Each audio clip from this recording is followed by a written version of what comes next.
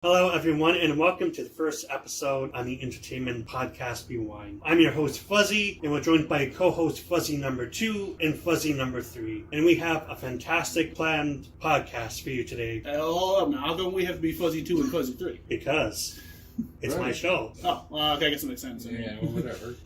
Anyways, to kick things off, would you, Ambrose, be willing to tell us what game you love that nobody really talks about? So I'm Ambrose now? I'm not Fuzzy 3 anymore? Yes. All right, then. Which would have I? You're Fuzzy 59. Oh. Can it be 16? What happened to, 4 through 58? Hold up now.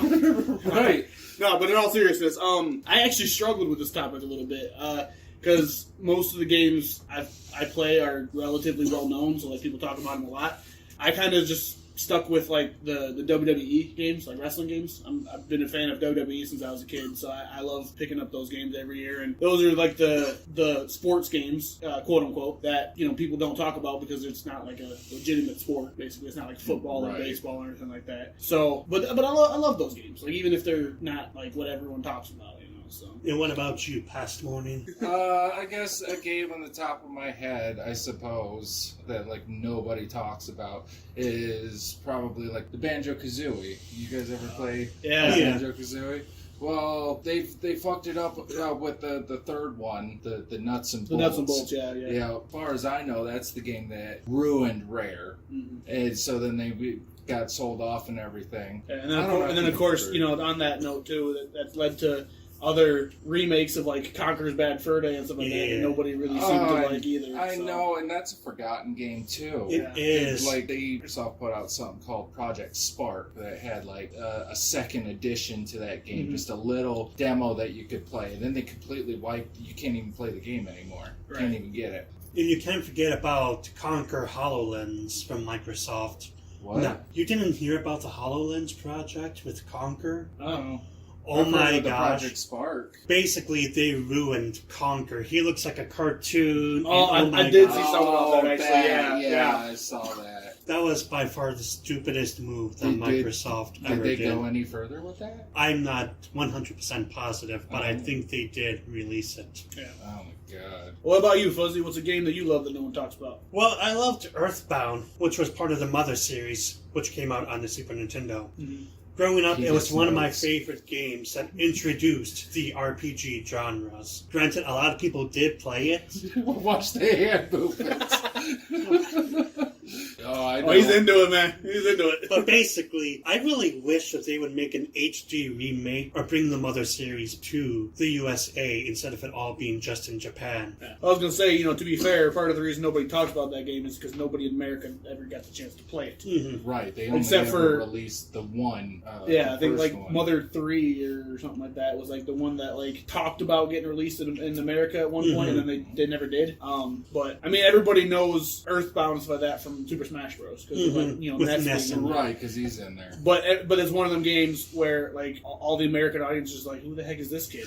Well, what? It was the same thing with Pitt. I had no idea who he was until later, and they did eventually remake his series. I've never played it, but I heard it was really good. Yeah. Alrighty, because I know that you're scaring me with these hand gestures.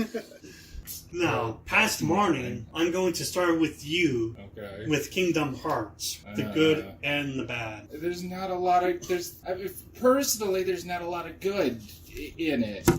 When it was first released, it was a mashup of Disney and Final Fantasy. And the first thing that you notice right from the get-go is that there are no Final Fantasy characters in Kingdom Hearts 3 whatsoever. I personally haven't beaten it, but I've already gotten the confirmation that there is none whatsoever. Aside from, there's a Moogle shop, and that's the only... But who really cares about Moogles? I mean, I kind of do, but he's not doing anything. That was the big issue I had. It just, to me, it didn't really seem... It's an action RPG, and one of the funnest things in RPGs is the grind. Mm-hmm. The fighting menial enemies until you rank up and stuff, but I never felt like I had to put that kind of work into it. It's a game that you can easily run through. Mm-hmm. Someone I talked to beat the game at level 30. And I'm that's awful. In number 2, there was a fight with Sephiroth where you had to be almost maxed out just to look at that motherfucker. And they had no challenge whatsoever. And I guess good stuff. I like that they put some of the older Disney characters in there, like for Monsters Incorporated. That wasn't one I thought I'd see in there. Toy Story was kind of cool that they kind of threw in there. But yeah, I mean, there's good and bad to it. Biggest thing is no Final Fantasy, which I loved about the series. And I'm going to come to you, Ambrose, in a minute. Now, I didn't get to play much of Kingdom Hearts 3, but I did get to play a little sample of it. Now, one of my biggest concerns was the cinematic to gameplay ratio. I'm not sure if it got better, but I played and I felt like I could go grab a bag of popcorn, dim the lights, and just recline back and just watch the movie. Yeah, it just felt like there wasn't much gameplay. You play for like 2 minutes, and then you have a 20-minute cinematic movie. Also, I kind of felt the field of depth was pretty weird. How the character was so far ahead and how the camera was back. Granted, I was talking to Past Morning and he said it's to help so you can see enemies around you. You get swarmed. But at the same time, not many other games have a depth that big. I felt like I was looking at 3 inches of character on the screen. And I'm not sure if it was just my circumstance, but it kind of felt like the UI was pretty small. It's like, what?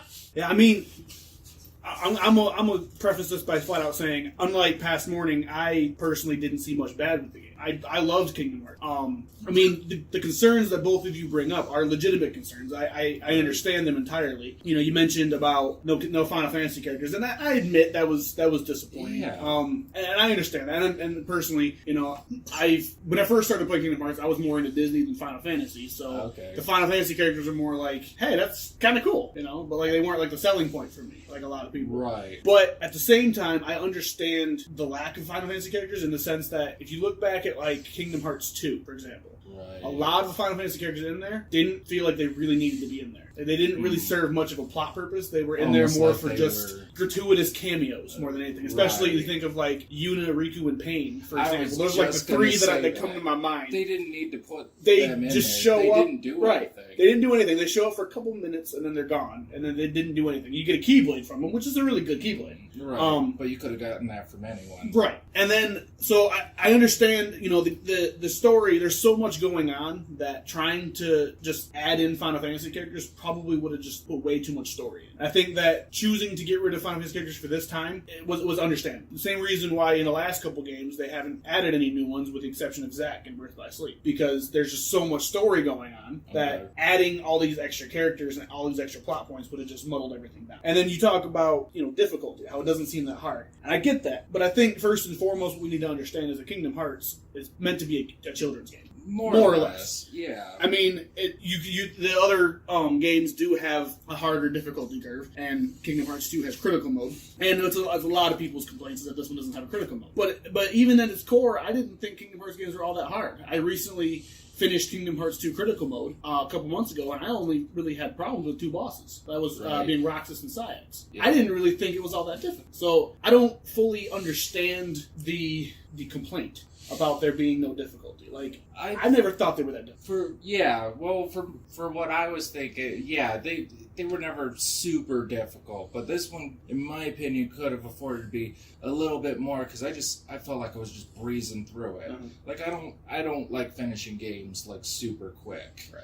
And to me, it almost felt like a good portion of the game was cutscenes, and they were good cutscenes. I liked the story behind it, but I didn't feel like I was putting like real work into seeing the cutscenes. Yeah, I get that, and I do have one mild complaint about the game, and that's a couple of the worlds were disappointing. They were really disappointing. For one thing, the Winnie the Pooh world, I was like, hold up, that doesn't seem to need to really be in here at all. And then the 2 worlds that disappointed me were arguably 2 of the ones I was looking forward to the most. Other than probably San Francisco. That was probably my big one that I was looking forward to. But Kingdom of Corona and Arendelle. Both Disney Princess worlds, Tangled and Frozen. Like 2 worlds that these are the big ones that they're going to focus on because Frozen is like the most popular Disney movie ever. Yeah. So like you think they're going to put a lot of love into this. Entangled was pretty popular. Entangled was pretty popular too. My issue, I love the Kingdom of Corona world. I like that one. But the Frozen world was very disappointing to me. Like, the entire story was climbing up the mountain to go talk to Elsa, and then something knocking you back down the mountain, and then having to go climb the mountain to get to Elsa. And it's like, it didn't seem like there was much story involved there. And it also sounds kind of repetitive too. Yeah. Like I was just up there. Right.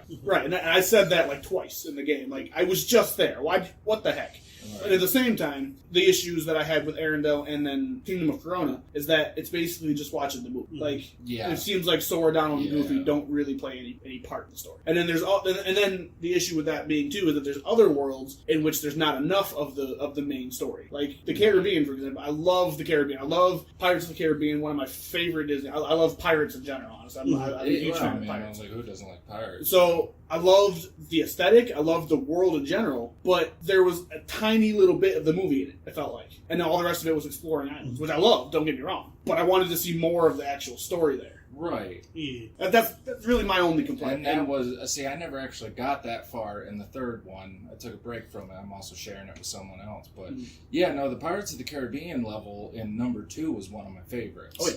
Really did like that. And it blew me back, like, just for a moment. It was almost like actually watching the movie. Like, nothing that good looking should have ever been on the PS2. Yeah. But it was, and it was fantastic.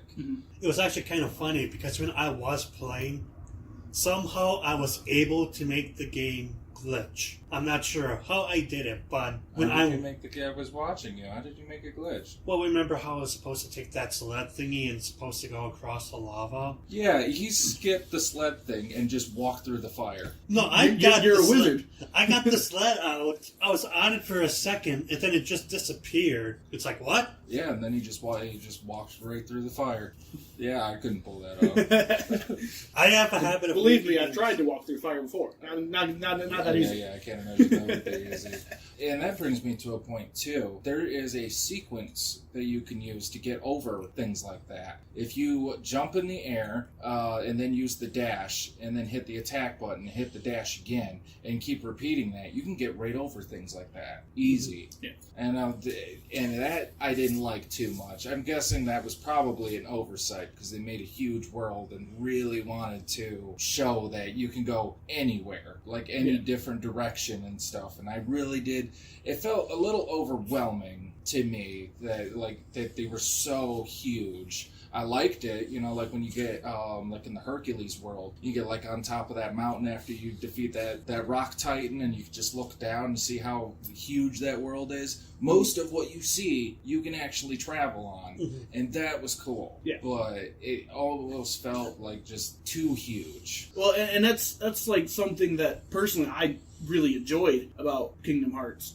As a RPG fan for as long as I have been, I love the aspect of exploring in video games. Like, even in the old school games, when there wasn't exploring as much, I still wanted to go to every single nook and cranny of the world trying to find secrets. And so I loved that they did that in Kingdom Hearts 3, because like I felt like I actually wanted to go out and like, oh, there's going to be something over here. I want to go see what's over there, even though I know the story's up here. But I got to go find out what's in this other corner over here, because there's something over there mocking me. Like, I want to go get that. Was there any cinematics that either of you guys really hated? Not overly so, no. Like a few like small bits that maybe I wanted to change. I mean, there's always room for improvement. But nothing so far that I've played that I even remotely hated. But something I really did enjoy was the opening cutscene.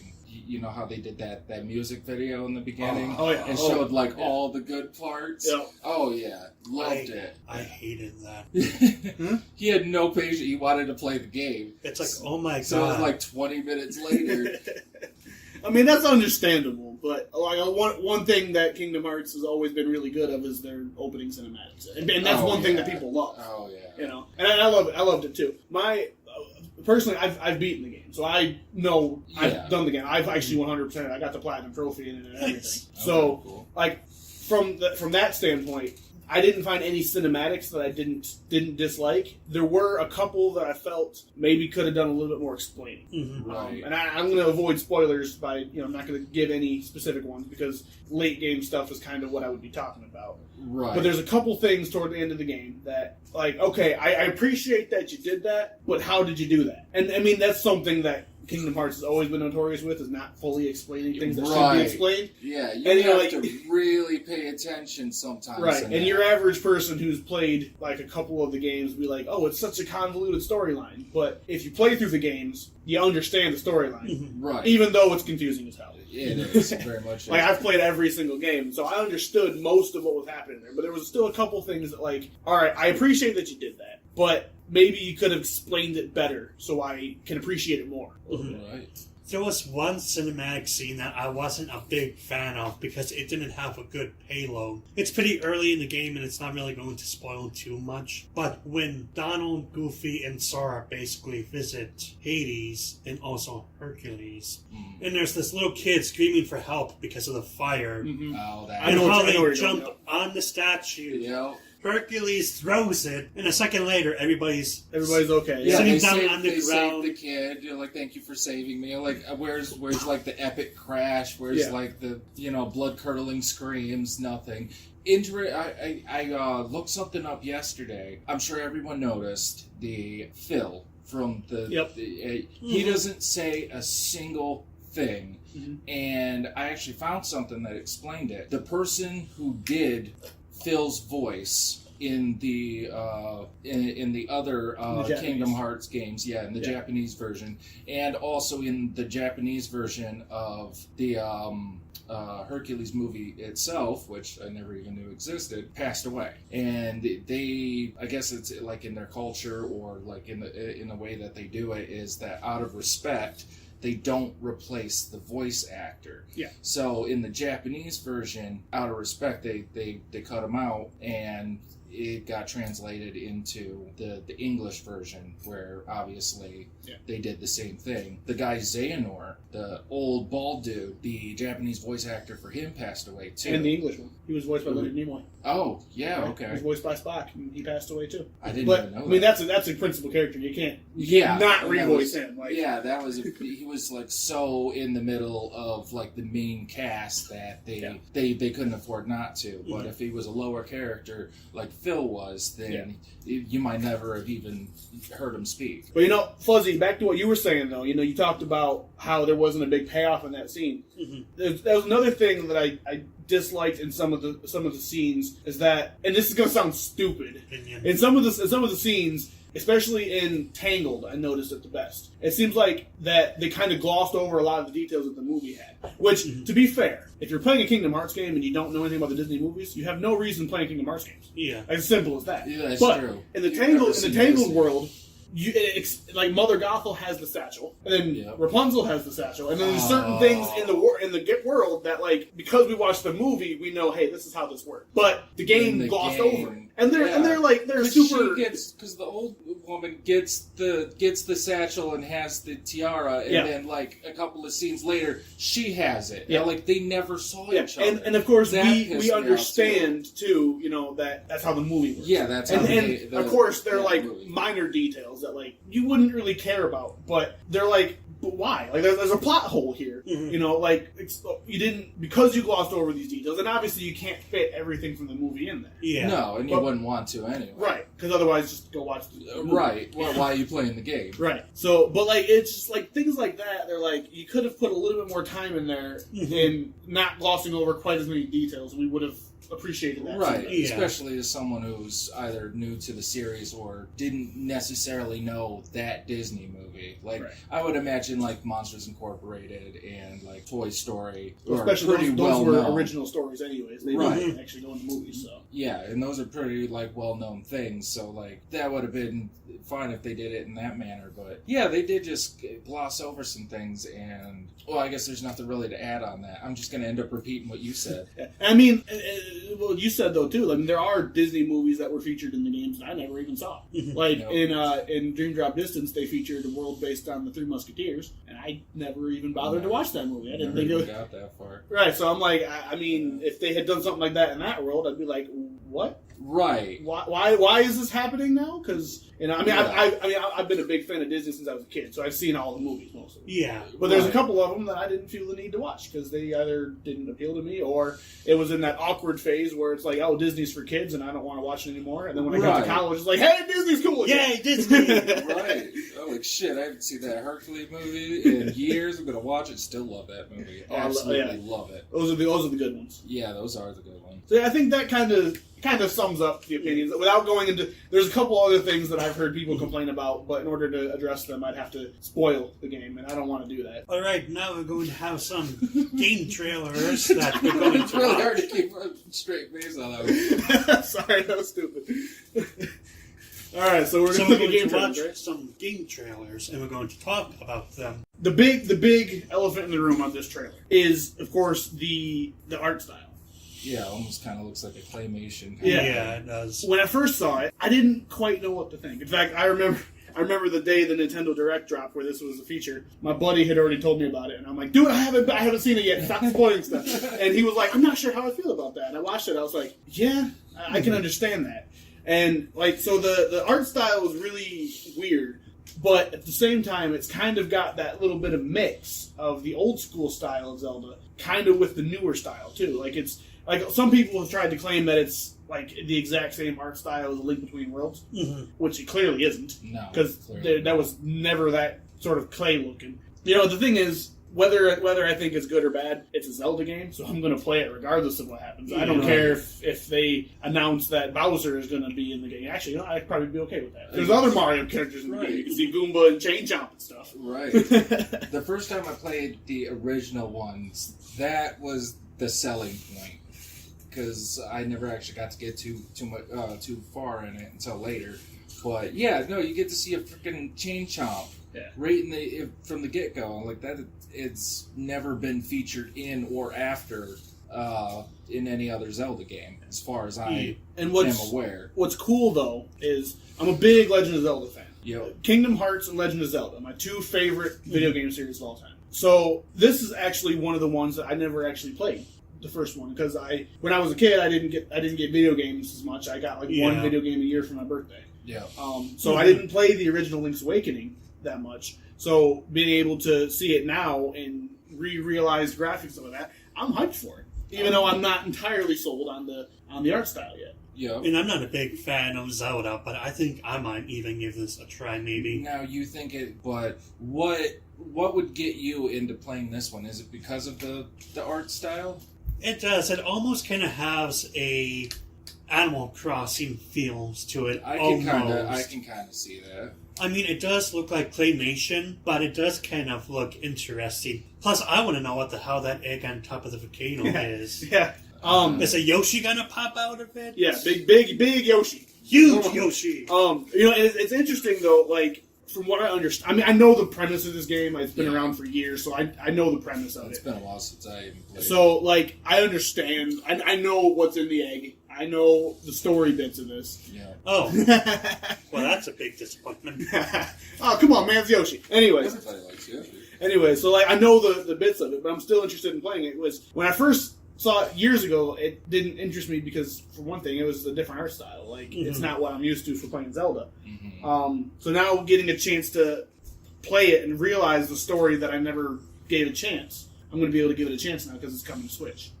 Right. And we're talking about claymation. We're almost making it sound like it's a bad thing. Personally, I kind of like claymation. You know, I love Nightmare Before Christmas. It's one of my favorite movies. So. It's so good. I like that one too. That should be in Kingdom Hearts. It was. It was second Kingdom Hearts 1 and 2.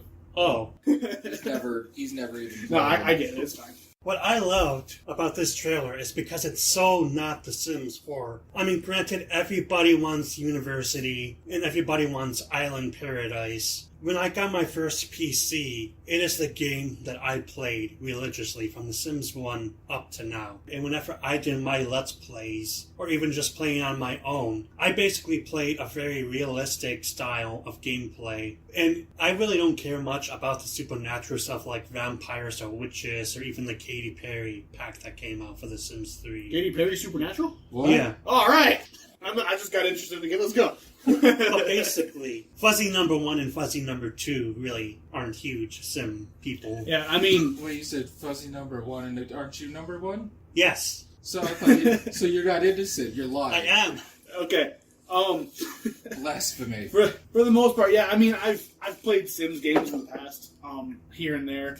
Never really been a big, crazy into it. Like, I love the idea. I love games where I can create my own character. I always have. Yeah. Those are Part of the reasons why I love the wrestling games that we talked about earlier, because I get to create my own character and beat the crap out of other people. Yeah. And so this kind of game appeals to that idea of being able to create your own character, create your own family, create your own house, all that kind of stuff, and essentially play God over them. Right. Which, but like that's kind of where the fun for me ends a little bit. Like I enjoy these games for like an hour, and then like, all right, I'm bored of trying to build a house. I got sick and tired of trying to do things, and I'm just like, I just want to go play a game that's got story now. I mean, I can kind of get that because I get like that too. I can easily spend 2, 3, 5 hours creating a family and a house, and once I'm done, it's like, I'm sick of this family. And then the time to kill them. Time to kill them with fire. Right. But the thing is, what I always do is I always make multiple households and jump back and forth between just so that way it doesn't get too repetitive. Yeah. And I mean, so something like this, though, where they're actually adding a story to it, something like that might appeal to someone like me who's dabbled in the idea. Like, personally, this still doesn't really look all that interesting to me. But, like, some other people who, like me, might have dabbled in the series before, but for the same reason didn't like it because it lacked a story. Having something like this might have, especially because everybody loves zombies. And that seems kind of like what they're going here. Although it also seemed like a hint of maybe aliens or something. It almost kind of seems like Stranger Things. I don't know if you've guys seen it. That's probably the point why it's called Strangerville, I imagine. Well, basically, Strangerville, what happened was in The Sims 2, Bella Goth got disappeared overnight. Nobody knows what happened to her. Spoiler alert. Right. This was like 10 years ago. If you haven't played The Sims 2, that's not my fault. Yeah. One thing, though, I always look forward to when a new Sims game comes out is all the stupid memes that come up, though. Mm-hmm. I remember seeing one of, what was it, the Grim Reaper shows up, and then as the Grim Reaper shows up, someone gives birth, and the Grim Reaper freaks out. He's like, this is not my job! This is the opposite of my job! If there's one thing we can take away from The Sims, though, if there's ever a fire, we must run up to it, scream at it, and flail our arms all around it. Because that's going to take care of the problem. Not going outside, not calling for the fire department, just screaming at it. Yeah, that always irritated me because screaming at the fire and standing stupidly close to it always seems to take precedent over actually taking care of it. Like, you're frantically trying to get them to extinguish it, and the roster of the things that they're going to do often gets replaced by just staring at the fire. Panicking. Right. Which, I mean, to be fair, if a fire breaks out in your kitchen, sometimes you don't know how to respond. Sometimes you might try to pee on it. I mean... If it works. If it works, right. But, I mean, chances are I'm probably the one who started the fire, so, I mean, Not only that... Me too. Not only that, knowing Urlach, the fire would probably come up and engulf us on fire. Right. I mean, I'm already like 60% fire, so what does it matter? But no, I mean, all in all, I'd say, probably something that, I mean, I'm sure people who love Sims, like you, Fuzzy, and other people that I know, might actually enjoy this. At the same time, though, I'm speaking as someone who doesn't know this, but I also feel like this might almost feel too gimmicky. For some people who like Sims, though, because for people like you who enjoy The Sims and you love that openness of it, having something like this where it's going to be much more linear and much stricter on how you're going to do things, that might not be what a lot of people are going to be into. And I am curious about how the replayability of it is going to be. I mean, with Jungle Adventures, it was kind of a boom, let's do this, and then nobody ever goes back to it. Okay. So it's something like, are you going to spend all this money on this pack, play it once, and then never touch it again? I mean, you might touch some of the furniture and other stuff, but at the same time, you're not probably going to go 2 that plays. This is Metro Exodus. It is the third in the series of Metro. I thought the first one was Metro 19-something or other. Yeah, I'm going to just talk over that. And then the second one was Metro Last Light, which I super enjoyed. It stars the main character, the one you play as, is Artyom. And you essentially go through the wastelands and even through the Metro system, which I think I discussed earlier, is where everyone lives, because the surface is so toxic that you have to wear essentially a gas mask. And that is a big incorporation with the game as well, is that your mask can become damaged and effectively not useful, which you can get a new mask usually off of some other person that you kill out on the surface, and your filters can burn out as well. So you only have about 5 minutes or so to go through it. One of the coolest things I liked about it, aside from the badass monsters in it, because I love fighting the big grotesque monsters in it, is that they have improvised weaponry, essentially things that are almost like duct taped together. They look a little more professional than that, but so yeah, you can get an air dart gun or a high powered BB gun. That was one of my favorite ones, and it looks like in this one they're gonna allow a lot more customization in it as well, and I saw some pretty neat weapons in there too, so I'm kind of excited. As far as what else was, other trailers on this, I can't really say I know too much, because this was kind of the one that got me freaking out, and I'm like, I gotta play it, I don't want to look at it anymore. I think this was probably the first trailer. Yeah, I believe so. There is a couple more that show off, the customization, stuff like that, and I can't really say I know what direction the story is going on this one, but in the other ones, it was usually to take out, I believe they were called the Dark Ones, a shadowy, mysterious, creepy monster thing that they were trying to take out, only to find out later that they weren't all bad. In fact, they were trying to help Artyom, from the get-go. And then shit happens, and I won't get into that, but I am excited for it. It reminds me a little bit of Resident Evil, and also Far Cry. Yeah, it does kind of have that feel, with the super mutated monsters and stuff. A lot of them aren't just necessarily oh, here's a monster, it's gonna come and get you. They also have different mindsets. There was one creature, big burly motherfucker, that if you looked him dead in the eye, he would back off and then leave, but never actually left completely. Had a bit of a problem sneaking up behind you.